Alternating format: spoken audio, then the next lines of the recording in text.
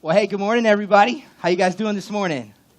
Awesome. Hey, my name is Justin. I'm the youth pastor here at Hope City Church. And hey, if you're new here, we want you to know this. We're so honored that you would choose to spend your Sunday morning with us. You really could have been anywhere, and you chose to be with us this morning. And I just want to echo what Joelle said. Hey, we really do want to connect with you. So on your way out, stop by the New Here booth, say hi to Jay, and we'd love to give you a gift, and we'd love to connect with you. So there's a comedian by the name of John Crist. Has anybody ever heard of John Crist? So he's pretty huge kind of in the Christian world. And somebody tweeted him this past week and asked him this question. They said, hey, what are the rules for canceling church? And his response I thought was brilliant. And it doesn't, pertain to us. But here was his response. He says this: if there's ice, podcasts will suffice. But if the roads are clear, in the sanctuary you must appear. Here's the joke. In the comment section, somebody commented, and here's what they said. They said, look, John, everybody knows you get 3 skip days a year. Summer vacation, okay, Super Bowl, that was last week, and a youth pastor sermon. So, obviously, you guys missed the announcement because you're all here. The joke's on you. Before we jump into the message this morning, I just want to take a moment to honor our pastor, Pastor Peter, Pastor Tiffany. And really the reason I'm teaching this morning is because this week they're actually out on a cruise. They left yesterday for a cruise. And let me tell you guys, I don't know anybody more deserving of a cruise than Pastor Peter and Tiffany. And truth be told, I'm not just saying this because I'm getting paid to say it, because I'm not. This is real. Like, this is real. I have never had the privilege of working under anybody as passionate, anybody as hardworking, and as authentic as Pastor Peter and Tiffany. Man, they are the same people off this platform that they are on this platform. And I think it's so incredible that they have built a church with such amazing volunteers serving in so many different capacities out in the lobby, in the kids ministry, that they could get away and leave us to run this thing while they get a breather. So could you guys, I know they're not here this morning, but I know they're going to watch the podcast. So you guys, could you help me this morning to honor Pastor and Peter and just make some noise and clap for them? Peter, Tiffany, we love you guys so much. Thank you so much for your leadership in our church. Thank you for your leadership in my life. We love you guys. So we are in the middle of a series titled I Am. And what we've been doing is we've been taking the different I am statements that Jesus makes in the Bible, and we've been going through them and we've been teaching them. And so I just want to give you guys a quick recap on the I am statements that we've covered already. So here they are. Jesus says, I am the bread of life, which is a good thing, right? Carbs don't count. I am the light of the world. I am the gate. I am the good shepherd. I am the resurrection and the life. And so that leads us to the 6th I am statement. Here it is. This is what I'm going to be preaching from this morning. It's this: I am the way, the truth, and the life. I am the way, the truth, the life. Hey, when I was growing up, one of my favorite fast food joints was Burger King. And anybody here fan of Burger King? I loved Burger King. Burger King was my spot. And the reason is because I would always go there with my grandma, and I would get the big kids meal. All right, I would get the big kids meal. And let me tell you, 5-year-old Justin was a big kid. I mean, check this. Oh my goodness. I was a big kid. Now, first of all, I'm mad at whoever thought it was a good idea to put me in a yellow shirt for picture day, because let's be real, I look like a lemon. Oh, I'm still triggered. Thanks, Mom. It's for when you watch the podcast. So back to my thought. BK was the greatest. They were the greatest because they had the best chicken tenders. They had the onion rings. You can't go to Mickey D's and get onion rings, only at BK. And they had the best sweet and sour sauce. They even had the best toys, in my opinion. Check this out. Those are the throwback Simpsons toys. Some of you guys, if you collect toys, you've got these. These are, like, you can make money off of these. It's crazy how much people will pay. But my favorite part, hands down, is they would give you, like, these little crowns. You know what I'm saying? Like, so I pulled up at Burger King yesterday, and just me in the car. Like, Rowan, my daughter, wasn't even in the car. And I come through the drive-thru, and I'm like, yeah, I'm going to get the cheapest thing you have, which is like the chicken tenders. And so I come through, and I'm like, oh, by the way, I know I'm a grown man, but can I get one of those crowns? And she kind of like, the lady kind of chuckled, and she walked away. She came back, and she's like, is it for you? And I was like, yes, of course it's for me. What are you talking about? Yes, it's for me. Does anybody remember their motto? Their motto is iconic. And I think it's iconic because it's something that strikes a chord deep inside all of us. Like we feel it in our bones. Ready? Here it is. BK, have it your way. And then look what they write underneath it. You have the right to have what you want exactly when you want it. I love this part. This is a good compliment. Because on the menu of life, you are today's special. I just looked at my wife. Just want her to know. And tomorrow's, and the day after that, and well, you get the drift. We may be the king, but you, my friend, are the almighty ruler. Now, I don't know about you, but there's something deep inside of me that's like, oh yeah, it's about time somebody noticed. I don't want life your way. I want life my way. I want to be the one wearing the crown. So if I had it my way, I'd be able to eat all the carbs I want and never have to gain any weight. Anybody come on? If I had it my way, here's one. Oh, we got some claps for that one.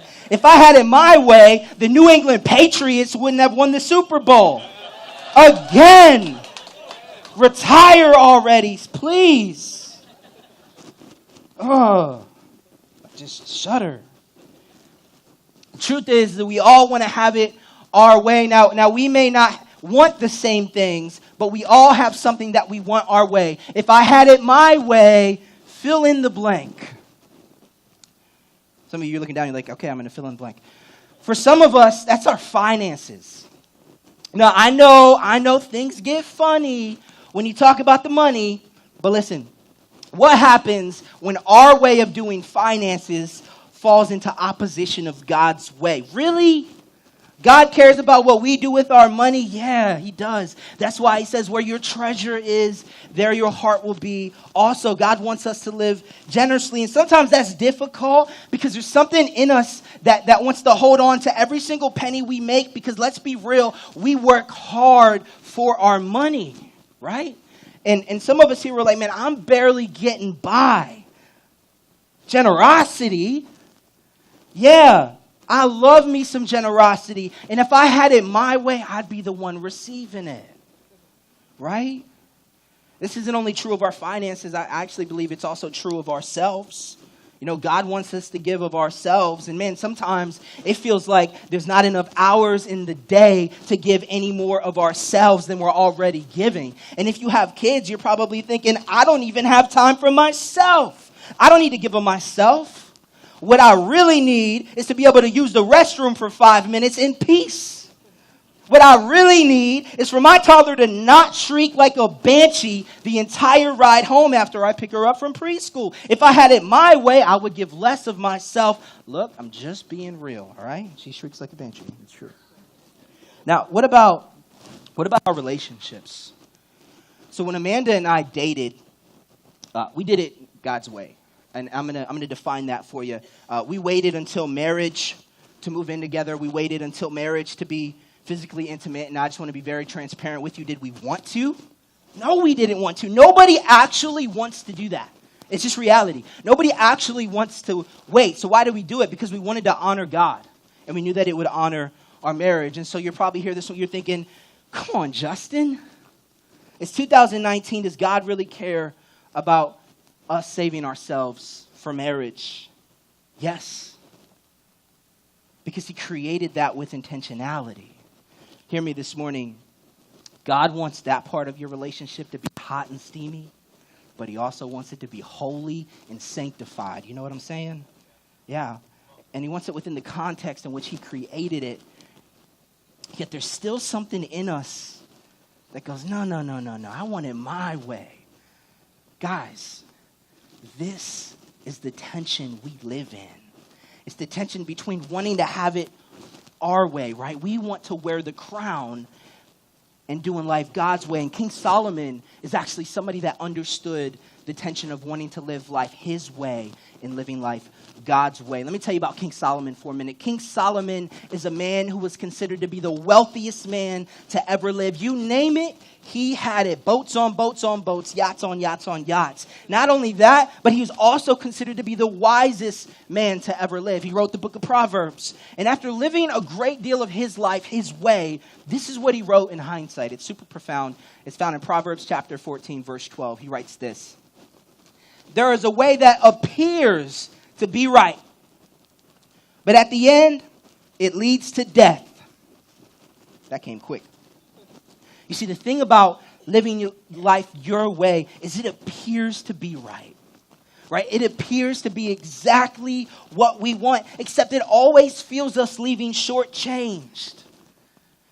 And at the end of his life, King Solomon recognized this truth. It's our first point of the message this morning. It's this: your way leads you wayward. If you're taking notes, write that down. Your way leads you wayward. My first car was a 2002 Volkswagen Beetle. Here's a picture of it literally right after I bought it. Now, before you start to judge me, I need to clear some things up. Yes, that's a sunflower in the dash, okay? I like sunflowers. However, I need you to understand that this bad boy was a turbo. It had a stick shift, right? And then if you would go over 45 miles an hour, it had like a spoiler in the back that would come out like a transformer. Right? You felt super cool going down the highway on that thing. I remember when I first told Amanda I was buying it, she didn't think it was a good idea. We were freshly engaged at the time. We're trying to save up money for a wedding. And there's some other reasons. The first reason was because I had no idea how to drive stick shift. I was like, I don't know, I'll figure it out, right? So I bought this thing for the first two days. I'm like, right, trying to learn how to drive that thing and try not to kill it. And then number two, I bought it from a guy that went by the name of Bones. Let me show you a picture of Bones. No, I'm just kidding. No, I'm joking. This is what Bones actually look like. Right? Can you imagine this guy driving a VW Bug? What? He looks something like that, all right? This guy looks like a model, but... So here's the deal with Bones, though. Bones went to my church, all right? I literally watched Bones get baptized, so I'm like, I can trust Bones. He's a good dude. Good dude, right? And literally the only thing I could think about were two things. Number one, I was getting my first car, right? Who cares what it is? I don't care. I'll drive it, right? And number two, I was going to be the reason why little kids were punching each other all around town. Blue punch buggy, no punch back. That's literally all I cared. Well, little did I know that this car was at the end of its pitiful life. Shortly after buying it, the clutch went bad, which had absolutely nothing to do with me. The linkage in the shifter broke. And then I'm sitting in the car one day, and like the driver's side window just drops into the door and shatters into a million pieces. This car was the definition of a lemon. No, not that lemon, the car, okay? All right? Looking back, I realized that I could have avoided this whole thing if I would have just listened to Amanda. Husbands, this is free. Listen to your wives. And all the ladies said, amen. Yeah. Here's the deal. Your way leads you wayward. John chapter 14. If you want to grab the Bible, it's page 736. It'll also be on the screens. Jesus shows us a better way. Now let me paint the scene for you. Jesus and his disciples are at what we know today as the Last Supper, and they're celebrating the Passover together. And as we look at this passage this morning, be reminded that these are the very last moments that the disciples got to spend with Jesus. And Jesus knows that he is just hours away from being taken into custody. And so he's trying to prepare them for what's to come. And so they're all sitting down together at a table. And Jesus says something that just completely shifts the tone in the room, right? Just everything just shifts. He says this. He says, one of you at this table is going to betray me, right? And if you're sitting at the table, you're like, not me, right? Unsettled, taken back by Jesus' words, Peter fires back. He goes, I would die before I betray you. I will never betray you. And with their faces filled with concern and worry, Jesus says these words right here. Chapter 14. Do not let your hearts be troubled. You believe in God, believe also in me. My Father's house has many rooms. If that were not so, would I have told you that I am going there to prepare a place for you? And if I go to prepare a place for you, I will come back and take you to be with me, that you may also be where I am. you know the way to the place where I am going. So Jesus makes this grand speech to his disciples. He says, don't be troubled. Don't be worried.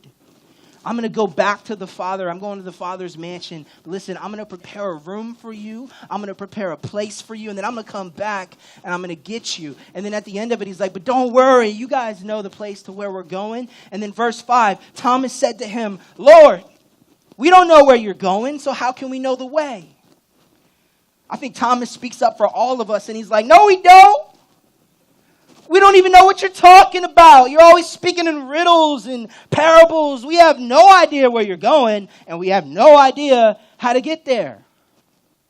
And I love how real and vulnerable Thomas is with Jesus, because we see the uncertainty that so many of us experience in ourselves just spill out into this question. You know, I think for too long, questions have been looked down upon. You know, for too long, we've said that faith and questions cannot coexist. We said that it's bad to question God. But I actually think that questions can be a launching pad for faith, as long as your questions lead to an answer. Jesus gives Thomas an answer. Here's what he says. I am the way and the truth and the life. No one comes to the Father except through me. If you really know me, you will know my Father as well. From now on, you do know him and have seen him. You see, it's only after Thomas questions Jesus that he gets this answer. I want you to notice something about Jesus. When Thomas asks this question, he doesn't come down hard on him. He's not like, come on, Thomas, what's with the questions, man? You've been with me for 3 years and you still don't trust me. No, he doesn't come down hard on him. I think that tells us something about Jesus. Here's what I know. I know that we've all made decisions in our life that have led us wayward. I have, you have, we all have. Because if you've got air in your lungs, chances are you've made a mistake that you're not proud of. But I want you to hear this morning. Your failures and your faults don't define you. They simply reveal your need for guidance. Okay? So whenever Amanda and I go on long road trips, I drive, she rides shotgun. And everybody knows that when you're riding shotgun, you're not just along for the ride, okay? You have a very significant responsibility, and that is you are the navigator. It is absolutely your job to make sure that we do not end up in a lake, okay? You need to make sure that we do not get lost, all right?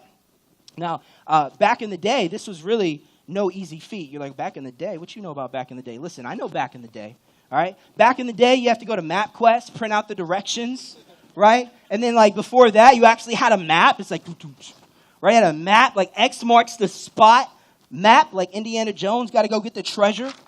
And then they came out with a GPS, and that changed the game. And literally nowadays, all you need is your smartphone, an address, and you're on your way. And it's in 500 feet, turn right. And literally all you have to do is follow the instructions. Sounds simple, right? No! Somehow, I still manage to get lost and make a wrong turn. But what happens when you make a wrong turn? Rerouting. Your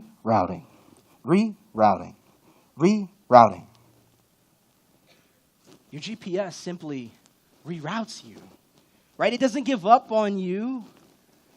It doesn't leave you lost because of your wrong turn. No, what does the GPS do when you make a wrong turn? It simply creates a new way to get you to your destination. What am I talking about? Listen, when your way leads you wayward, when you have spent your way into debt, when your addiction has fractured your relationships, when you have been beaten down by life's hurts, habits, and hang-ups, when you have made more wrong turns than you can even count, Jesus is saying to you this morning, I still have a way for you, and if you would just follow me, I will reroute your life. I don't care about your missteps. I care about your next step. Follow me and I will get you to where you need to go. I'm not just going to show you the way. I am the way.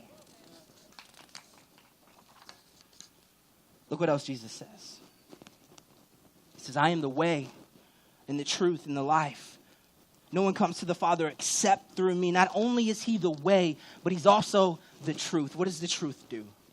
It reveals what is false. The truth is always right. It's unchanging. And Jesus says that he is the truth. And let me tell you this morning, that is good news, because when our way leads us wayward, when life is ever changing and we can't tell right from wrong, we know that Jesus stays the same. He never changes, and we can turn to him for truth. Look what he says in John chapter 8, verses 31 through 32. He says this, Jesus said to the people who believed in him, "You are truly my disciples if you remain faithful to my teachings. And you will know what? The truth. And what will it do? The truth will set you free."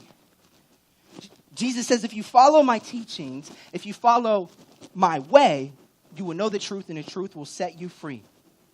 Free from what? Your way.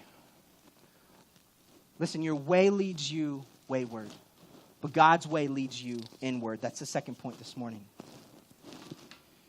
See, when you begin to follow Jesus as the way, you'll begin to look inward at the things that you want your way. And the truth will reveal what your heart has concealed. Before I was called to be a youth pastor, I wanted to be a rapper. That may sound funny to some of you guys. But from the age of 11 until I was 18, I literally spent every waking moment of my life writing and creating songs. 2012, God called me into student ministry, and so the rap career took a back seat. I know, it's funny. Occasionally I'd have a chance to rap at the church I was serving at, and I'll never forget Easter 2014. I got to perform in front of 20,000 people over a 2-weekend span. It was absolutely unbelievable. I will never forget the feeling that I got being in front of a crowd like that. In fact, that feeling stuck with me, and in early 2015, I decided I was going to walk away from student ministry, and I was going to pursue a full-time rap career. And so I spent months working on an album that I never even put out, and at one point, I found myself so frustrated because I couldn't understand why nothing was working. Man, it should have been awesome, right? It should have been this. That feeling that I got, this is what it should have been, but it was awful. Because instead, I was trying to have it my way. Everything went wayward because I wasn't looking inward. And this went on for about 6 months until my mentor reached out to me. And he invited me to a conference in Orlando. And so it was at this conference, him and I sat in his car, and we had a conversation that changed my life. He looked at me and he said this, "Justin, are you going to be a youth pastor or a rapper?" I gazed back at him. This kind of blank stare on my face because I was backed into a corner. I couldn't avoid the question anymore. I was finally face to face with the reality that I was running from my calling and I was choosing my way over God's way. And in that moment, the truth revealed what my heart had concealed. Now, for some of you here this morning, you desperately need truth. You need the truth to set you free from the guilt and the shame that you've been carrying around. You need the truth to set you free from the expectations that you've allowed others to place on your life that you can't seem to measure up to you. And I recognize this, that the truth, it's not always an easy pill to swallow. We all know that classic line in the movie A Few Good Men, right? Where Tom Cruise says to Jack Nicholson, he says, "I want the truth." And Jack responds with, "You can't handle the truth." Right? It's like this iconic moment. And so I want to give you the truth this morning. Jesus answered, "I am the way and the truth and the life." Here it is. "No one comes to the Father except through me." The truth is that only a submitted way leaves you satisfied. The truth is this. Your way won't work. My way won't work, and it never will. Listen, it might get you success, but it'll never get you the satisfaction that you and I both know you deeply desire. The truth is that there is no other way outside of Jesus because Jesus is the truth of God. Jesus is the visual aid of who God is. Meaning, if you want to know what God sounds like, if you want to know what God acts like, all you have to do is look at Jesus because Jesus is literally God with skin on. He is the way, He is the truth, and finally, He is the life. And I don't know what ways have led you wayward. I don't know what you've hidden in your heart, but what I do know is that Jesus is saying to you this morning, I am the life that you've always dreamed of. And if you want life, it's not found in success. It's not found in things. It's found in me. And all you have to do is submit your ways to mine. You know, the word submit, man, it just leaves a sour taste in our mouths because I think when we hear the word submit, we immediately think of giving up. Right? I'm not asking you this morning to let go of your ambitions. I'm not asking you this morning to let go of those things that you desire. When I'm talking about a submitted way leaving you satisfied, I'm not telling you to tap out. I'm telling you to tap in to God's way. I'm telling you to take this crown that you've placed on your head. I'm telling you to take those things in your life where you say, I want it my way, I want it my way, I want it my way. And I'm asking you to just take your crown and lay it down. Just lay your crown down.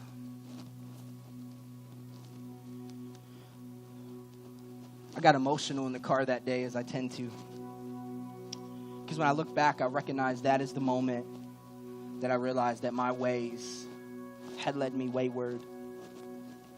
But it was also the moment that I looked inward and I chose to trade my way for God's way. And let me tell you this morning, I've never regretted it.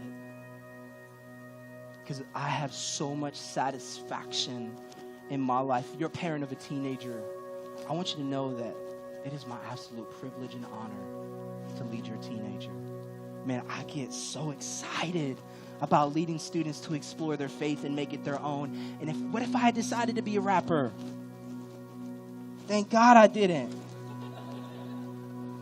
Because I wouldn't be here with you guys this morning. See, I want and believe the same thing for you. But you have to be willing to recognize that your ways have led you wayward. You have to be willing to look inward and allow God's truth to reveal what your heart has concealed. And you have to be willing to submit your ways to God. And ultimately, you've got to lay down your crown. Can I ask you a question this morning? What part of your life are you living for yourself? What if you were to look inward right now and think about the wayward places in your life that God may want to redeem? I'm going to leave you with this thought. God cares more about your next step than he does about your missteps. Take that next step. We want to have it our way. I know we do. But Jesus tells us that he is the way, the truth, and the life.